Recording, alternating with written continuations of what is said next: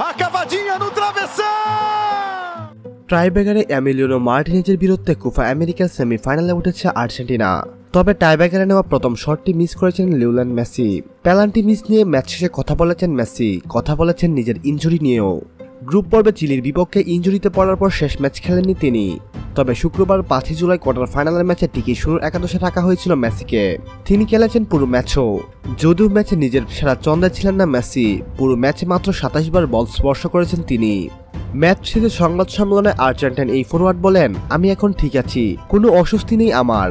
আবার ছুটে পড়া বা অস্বস্তিতে ভোগার মানসিক ভয় সবসময় ছিল, তবে পেশিতে কোনো সমস্যা নেই। কোচ জিজ্ঞাসা করেছিল খেলতে প্রস্তুত কিনা, তখন আমি বলেছি আমি প্রস্তুত। এদিকে টাইব্রেকারের প্রথম শট নেন মেসি, তবে তিনি তা ক্রসবারে মারেন। সেই পেনাল্টি নিয়ে মেসি বলেন, খুব বিরক্ত লেগেছে নিজের উপর, ভেবেছিলাম কিকটা খুব ভালোই হবে। আমি দুই গোলকিপার দিবু এবং রুয়ের সঙ্গে কথা বলেছিলাম, তবে এই কিকটা অনুশীলন করা হয়নি, শুধু কথা বলে নিয়েছিলাম। আমার চেষ্টা ছিল বলটা আস্তে করে মারতে, কিন্তু উঁচুতে উঠে গেল। এদিন মেসি ভুল করলেও ভুল করেননি এমি মার্টিনেজ। ইকুয়েডরের টানা 2 শট থেকে নায়ক বনে যান তিনি। ম্যাচ শেষে তার প্রশংসা করেছেন মেসি।